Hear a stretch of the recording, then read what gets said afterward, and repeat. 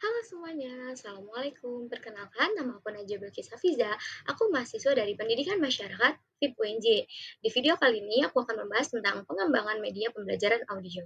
Langsung kita mulai aja ya. Di materi yang pertama ada pengertian audio. Jadi, audio itu merupakan representasi gelombang suara yang direkam, diproses, atau disimpan dalam bentuk elektronik.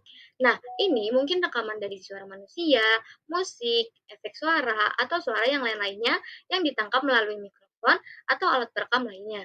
Jadi, audio itu dapat digunakan dalam media pembelajaran untuk menyampaikan informasi, pelajaran, dan materi pendidikan kepada siswa melalui berbagai platform. Contohnya seperti podcast, rekaman suara, dan audiobook. Dan masih banyak yang lainnya juga. Selanjutnya ada pengenalan media audio pembelajaran. Nah, media audio pembelajaran ini memungkinkan pengalaman belajar siswa yang lebih interaktif dan menarik. Selain itu, media audio pembelajaran juga memungkinkan aksesibilitas yang lebih besar bagi siswa dengan berbagai kebutuhan dan preferensi belajarnya. Jadi, penggunaan media audio itu dapat mengganggu siswa dengan gangguan pendengaran untuk mengakses materi pembelajaran dengan lebih efektif. Nah, hal ini penting untuk memastikan inklusivitas dalam pendidikan masyarakat. Selanjutnya ada landasan teori. Yang pertama ada teori dual coding yang diajukan oleh Alan Paivo pada tahun 1971. Teori ini menyatakan bahwa mengkombinasikan presentasi verbal dengan representasi nonverbal dapat meningkatkan pemahaman dan uh, retensi informasi siswa. Yang kedua, ada teori belajar audiovisual yang mengemukakan bahwa penggunaan multimedia termasuk media audio dapat meningkatkan pemahaman siswa. Jadi, variasi dalam media pembelajaran itu termasuk penggunaan suara, itu dapat meningkatkan minat dan motivasi belajar siswa. Nah, hal ini itu penting dalam membangun lingkungan pembelajaran yang menarik dan berdaya tarik bagi siswa. Selanjutnya yang ketiga ada teori belajar sosial. Nah, hal ini tuh pentingnya pengaruh lingkungan sosial dalam proses pembelajaran. Jadi dalam konteks penggunaan media media audio ini, teori ini tuh menekankan pentingnya model-model yang mempengaruhi perilaku siswa. Selanjutnya ada teori kognitif. Jadi dalam konteks pembelajaran audio, teori ini tuh menyoroti pentingnya menyajikan informasi dengan cara yang memungkinkan siswa untuk mengkonstruksi pengetahuan mereka sendiri. Lalu yang kelima ada teori konstruktivis. Jadi dalam penggunaan media audio ini, teori ini tuh menyoroti pentingnya kolaborasi antara siswa dalam mengkonstruksikan pengetahuan mereka. Lalu yang keenam, ada teori belajar situasional.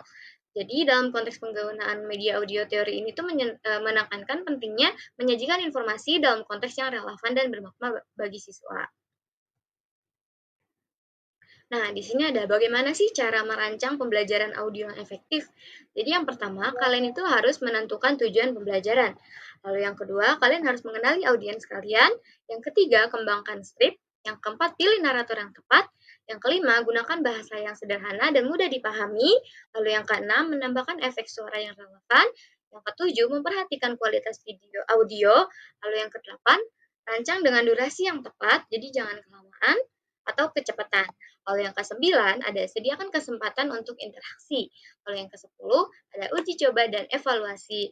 Lalu yang ke-11 publikasi dan sebarkan. Yang terakhir atau langkah ke-12 lakukan pembaruan dan peningkatan berkelanjutan. Lalu di sini ada contoh penerapan pembelajaran media audio. Yang pertama ada podcast pendidikan, ada audiobook, ada pembelajaran bahasa asing, atau pembelajaran bahasa. Di sini ada 3 contoh dan masih banyak contoh yang lain-lainnya. Lalu selanjutnya ada evaluasi dampak pembelajaran media audio. Yang pertama, evaluasi kemampuan siswa itu untuk mengingat informasi yang disampaikan melalui media audio dalam jangka waktu yang lebih lama. Lalu yang kedua, bandingkan hasil pembelajaran siswa yang menggunakan media audio dengan mereka yang menggunakan metode pembelajaran lain seperti bacaan, video, atau yang lain-lainnya. Lalu yang ketiga, berikan angket atau survei kepada siswa untuk menilai kemampuan mereka terhadap pembelajaran audio itu, media audio itu. Nah, selanjutnya di sini ada kesimpulannya. Jadi, penggunaan media audio ini dapat menjadi cara yang efektif untuk meningkatkan pengalaman belajar bagi siswa. Dengan memanfaatkan teknologi audio, guru dapat menyampaikan informasi dengan lebih menarik dan mudah dipahami untuk memperkaya pembelajaran. Sekian, terima kasih. Dadah.